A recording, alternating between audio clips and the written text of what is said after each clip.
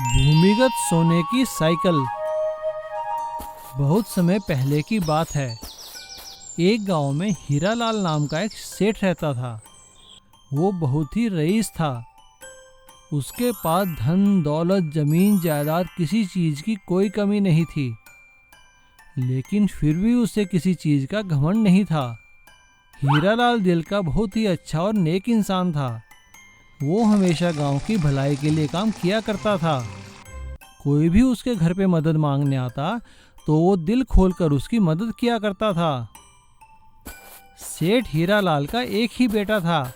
उसका नाम था लड्डू। लड्डू अपने नाम की तरह ही बहुत गोल मटोल लाडला और जिद्दी था। सेठ हीरालाल उसे बहुत प्यार करते थे, लेकिन वो उसकी जिद्दीपने से बहुत परेशान थे और उसे सबक सिखाना चाहते थे।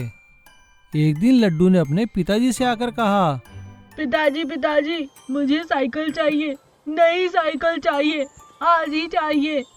अपने बेटे की बात सुनकर सेठ हीरालाल ने कहा, अरे हाँ बेटा, मैं तेरे लिए साइकिल ले आऊँगा। साइकिल लाने का वादा करके हीरालाल ने काफ़ी दिन बिता दिए, लेकिन अब लड्डू बहुत ही जिद करने लगा। तो हीरालाल ने सोचा क्यों ना लड्डू को सबक सिखाया जाए, और उन्होंने अपने बेटे को बुलाकर उससे कहा, बेटा, कल रात हमारे देवता मेरे सपने में आए थे और उन्होंने मुझे बताया कि उन्होंने तुम्हारे लिए हमारे खेत के बीचों बीच एक सोने की साइकिल दबा के रखी है, लेकिन एक शर्त है, वो साइकिल तुम्हें खुद ही खुदाई करके निकालनी पड़ेगी। अब देख लो, सोने की साइकिल चाहिए तो।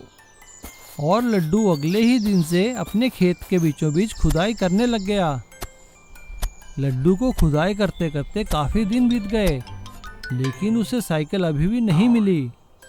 जब भी वो शाम को आकर अपने पिता से पूछता तो हीरालाल उसे ये कहकर टाल देते कि बेटा, थोड़ी सी और खुदाई करो। ऐसे ही खुदाई करते करते लड्डू को मेहनत करने की आदत हो गई और अब वो बिना बताए ही खेत में खुदाई करने चला जाता था। एक दिन लगातार खुदाई करते हुए उसी खेत में अचानक पानी निकल आया। ये देखकर लड्डू बहुत खुश हुआ, क्योंकि पूरा खड्डा खोदने में मेहनत तो उसने की थी और पानी निकलता देखकर उसे बहुत अच्छा लगा। और उसने अपने पिता से कहा, पिताजी पिताजी, चलिए चलिए, देखिए, जहाँ मैं खुदाई कर रहा था ना, वहाँ पर ढेर सारा पानी निकला है, चलिए चलिए। लड्डू की बात सुनते ही सेठ हीरालाल लड्डू को अपने साथ घर लेकर गया और उसे एक कमरे में रखी सोने की साइकिल देते हुए कहा, बेटा, ये रही तुम्हारी सुनहरी साइकिल। मैंने कहा था ना, तुम्हें सोने की साइकिल जरूर मिलेगी, और ये तुम्हारी मेहनत का इनाम भी है, क्योंकि तुम्हारी मेहनत के कारण हमारे यहाँ पानी की समस्या बिल्कुल खत्म हो गई। पिताजी, मैं समझ गया। मुझे सबक सिखाने के लिए और मेहनत का मूल रूप समझाने के लिए ही आपने ये चाल चली थी। शुक्रिया पिताजी। इडली चाय वाली की सफलता। पुन्नूर गांव पहाड़ी पे बसा एक सुंदर सा गांव था। वहां पे लता अपने पति श्याम के साथ अपने बच्चे के साथ रहा करती थी। श्याम पुन्नूर में चाय बनाने वाली फैक्ट्री में काम किया करता था। वो बहुत ही मेहनती था। फैक्ट्री के प्रबंधक उसकी हमेशा तारीफ किया करते थे और साथ ही तारीफ किया करते थे लता के हाथ की बनाई इडली की। भाई श्याम, लंच का टाइम हो गया है, अपना टिफिन तो खोलो भाई, हमें तो इंतजार है लता जी की बनाई हुई इडली खाने का। जी सर, अभी खोलता हूँ। आज तो लता ने आपके लिए 2 इडली स्पेशल भेजी हैं। हाँ भाई, ठीक है, लता का हमारी ओर से धन्यवाद कहना। और सभी लोग मिलकर लंच करने लगते हैं। सब कुछ सही चल रहा था, लेकिन भाग्य को कुछ और ही मंजूर था। एक दिन अचानक फैक्ट्री में काम करते हुए श्याम के दोनों हाथ मशीन की चपेट में आ जाते हैं और उसके दोनों बाजू काटने पड़ते हैं। हॉस्पिटल से घर आने के बाद वो बहुत मायूस हो जाता है, क्योंकि अब वो मजबूरी में फैक्ट्री में काम नहीं कर सकता था। फैक्ट्री उसे उचित मुआवजा भी देती है, लेकिन भला वो पैसा कितने दिन चलता। मुआवजे का पैसा खत्म होने की स्थिति में अब लता के सामने घर चलाने की जिम्मेदारी थी, क्योंकि श्याम हाथ न होने के कारण कोई काम नहीं कर सकता था। उसने मायूस होकर लता से कहा, लता, मैं बहुत शर्मिंदा हूँ, मैं तुम लोगों के लिए कुछ नहीं कर पाऊंगा। इससे अच्छा तो भगवान मुझे मौत ही दे देता। श्याम की बात सुनकर लता ने कहा, अजी आप ऐसा क्यों कहते हैं? आप हिम्मत मत हारिए, आपका हमारे साथ होना ही काफी है। चलिए उठिए, मैं आपको गर्मा गर्म इडली खिलाती हूँ। और ऐसा कहने के बाद लता श्याम को गर्मा गर्म इडली खिलाने लगती है। तभी उन लोगों के घर के बाहर एक गाड़ी आकर रुकती है। वो दोनों हैरान रह जाते हैं क्योंकि फैक्ट्री के प्रबंधक उनके घर आए थे। वो घर के अंदर आते ही कहते हैं, भाई वाह, कितनी अच्छी खुशबू आ रही है। भाई लता जी, हमें तो आपके यहाँ की इडलियाँ खींच लाई यहाँ पर। उनकी ये बात सुनकर लता कहती है, हाँ हाँ बिल्कुल सर, मैंने अभी अभी गर्मा गर्म घर में इडलियाँ बनाई हैं, मैं आपके लिए भी लेकर आती हूँ। ऐसा कहकर लता उनके लिए इडलियों भरी प्लेट लेकर आती है।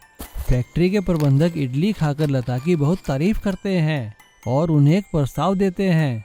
श्याम, लता, श्याम के साथ जो कुछ हुआ उसका कंपनी को बहुत अफसोस है। इसके लिए कंपनी आपको एक ऑफर दे रही है। कंपनी चाहती है कि फैक्ट्री की कैंटीन लता जी चलाएं और अपने हाथों का बना स्वादिष्ट और पौष्टिक खाना सारे मजदूरों को खिलाएं। और हाँ श्याम, तुम वहाँ बैठे बैठे काम की निगरानी भी कर सकते हो। इसके लिए कंपनी तुम्हें अलग से पैसा देगी।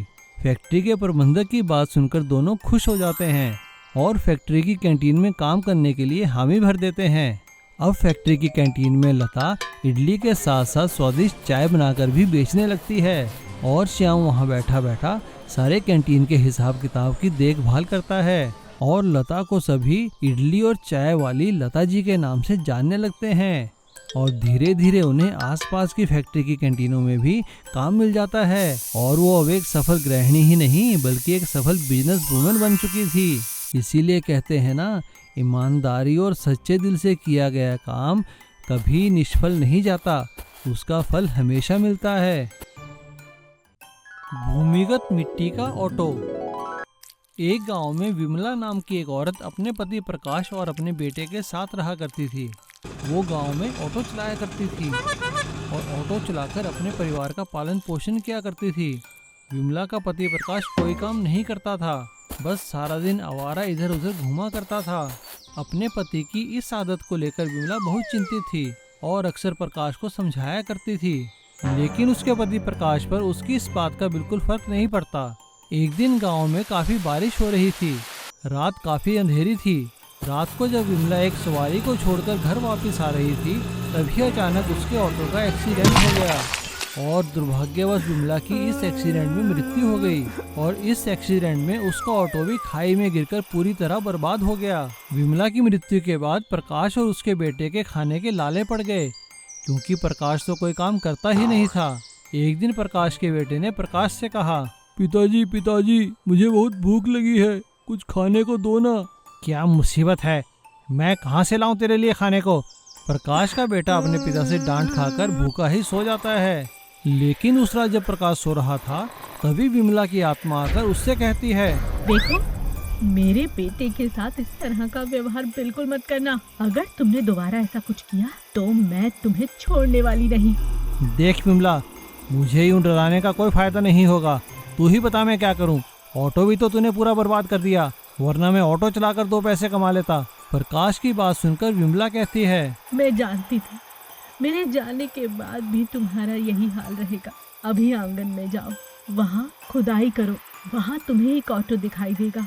है तो वो मिट्टी का, मगर दिन में तुम्हारे लिए एकदम असली ऑटो की तरह काम करेगा। मगर याद रखना, शाम होते ही उसे वहीं लाकर रख देना और वो दोबारा मिट्टी हो जाएगा। मेरी बात का हमेशा ख्याल रखना। इस तरह मेहनत करोगे तो घर फिर से ठीक चलेगा।